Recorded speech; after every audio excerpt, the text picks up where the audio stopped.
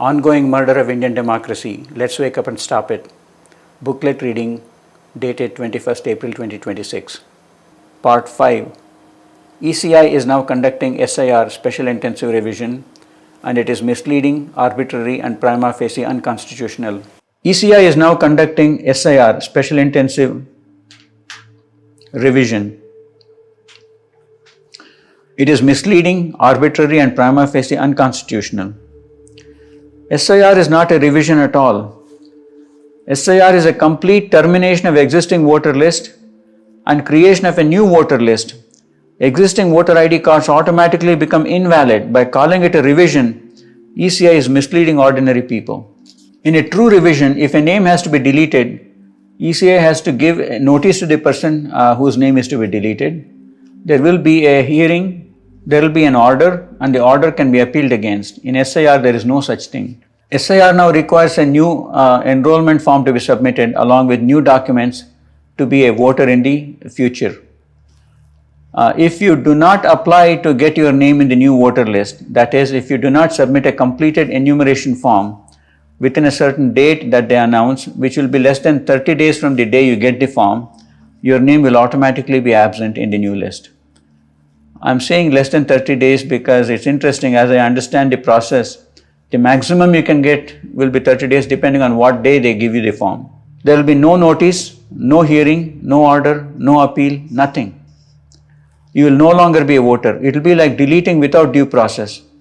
For those who lose their voting rights this way, what will be the remedial options? When can they again become voters, if at all, is not clear as of now. All this is arbitrary and prima facie unconstitutional. SIR has never been done before. Whenever ECI has said that SIR has been done many times in the past, ECI is lying to the public, Indian public. Voter list revisions have been happening yearly and before elections, and these are called summary revisions. They have been happening routinely with the exact same stated intentions as above. If the election commission gets information of above changes, that is absence of a particular voter in that area, shifting out from that area, death or duplicate entry, etc., or a new voter over 18 years of age, or a person shifting in from somewhere else into this voting booth, as per rules to handle such information, the election commission agents update the voter list following certain set procedures. About every 10 years or so, intensive revisions have been done, where election commission agents go house to house with the existing voter list to thoroughly check and update them, again following certain set procedures to ensure fairness to all. A key feature of all revisions since 1950 till now was that if a person has been a voter in a place and is living in the same place, such person continues to be a voter in the same place without doing anything.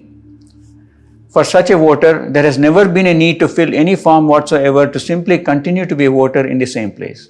The following two things have never happened in India before.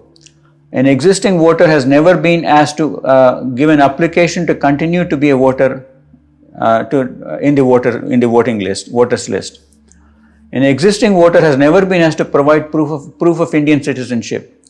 India has never given citizenship certificates to people before, making it incorrect for ECI to demand proof of citizenship from voters. Incidentally, I just checked my passport. It does not say anywhere in the passport that this passport is proof of Indian citizenship. In fact, there is no document that says that this is proof of Indian citizenship. Another feature of this SIR is totally unrealistically compressed time frame for this SIR. On ground, the SIR is supposed to be carried out by one booth level officer in each booth, which typically have about 1,000 voters. The BLO is supposed to go door to door and give a enrollment form to each voter in the first round, then go on a second round to explain how to fill the form.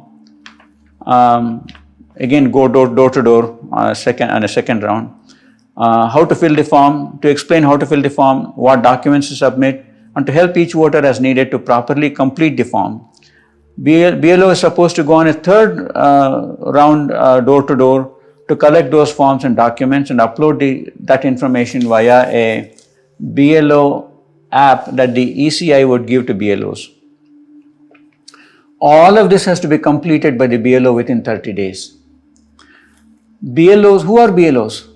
BLOs are local school teachers or Anganwadi workers or anyone that the ECI appoints. Many BLOs find this work very difficult or impossible to do properly and accurately in the given time. Many take shortcuts, many make mistakes, some have committed suicide due to the pressures involved.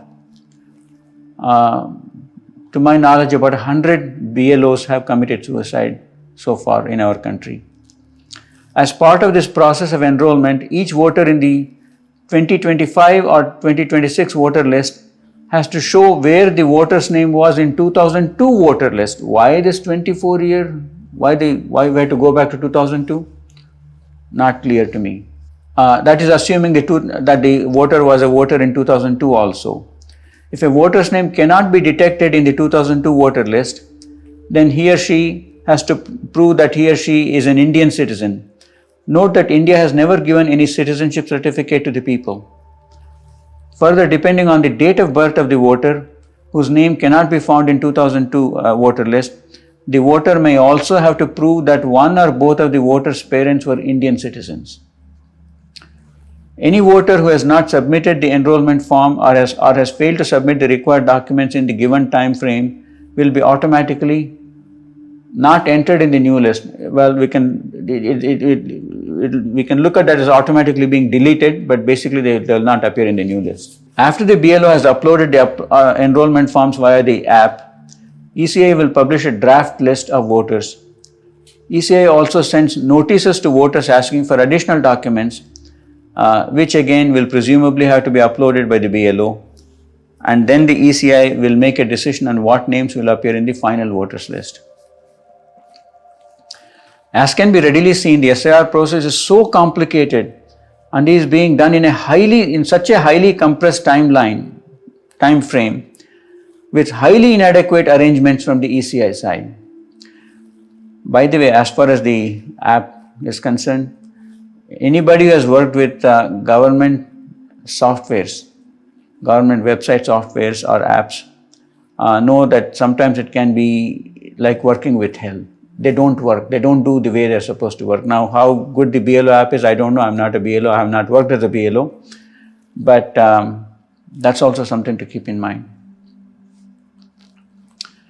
Not only government apps and government software, there are many private softwares also that are really, that function very badly. And certainly government softwares are notorious for doing that.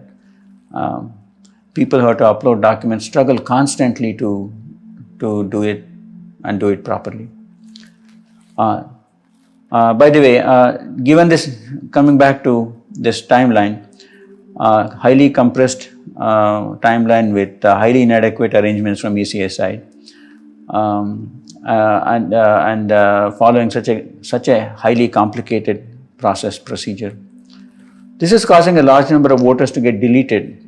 This is causing people to be robbed of their voting rights and potentially endangering their citizenship rights going forward. This conduct is arbitrary on the part of ECI.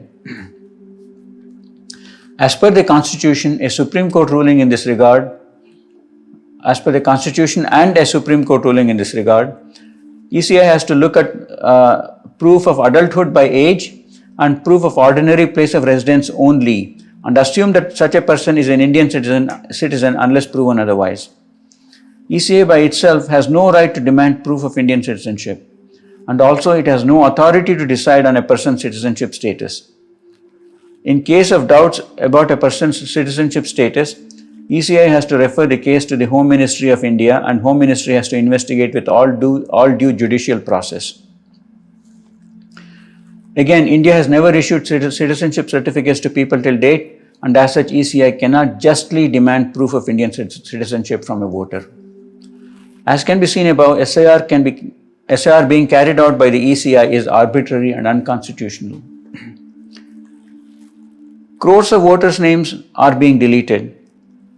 When I composed this note, the figure quoted for the number of voters deleted was over 5 crores. And now I hear that the number of voters deleted already is over 6 crores. And it's expected that the total number of voters' names that will get deleted will be in the 10 to 15 crore range. In Bihar, 65 lakh names deleted. In UP, 2 crore 90 lakh names deleted. In Tamil Nadu, 97 lakh names deleted, voters deleted. In Gujarat, 74 lakh names were deleted. While many deletions might very well be due to deaths, absent people shifting to other places, and due to duplicate entries, a very large number of poor people, Muslims, women, scheduled caste and scheduled tribes are being unfairly excluded due to impractical, faulty and unlawful processes being followed in SIR. There is presently a case being heard in the Supreme Court in this regard, a PIL being heard, but it is likely that it will take many months to many years for a judgment to come. In the meanwhile, the Supreme Court has not stayed implementation of SIR. SIR is going unchecked. As of now, the Supreme Court is failing to protect our democracy in this regard. All the noise BJP and ECI have made about illegal Bangladeshi voters is hollow. In Bihar SIR, ECI has failed to release the number of foreigners it found. In fact, it has failed to release the number of foreign voters it found in any state for that matter. Civil society investigators, after exhaustive efforts, determined that ECI had found and removed only three confirmed Bangladeshi foreigners in voter lists in all of Bihar out of 8 crore voter names. For complete information about this, you can freely download a 17-page PDF booklet, kannadaindians.com/SIR or democracy in danger -English or Kannada.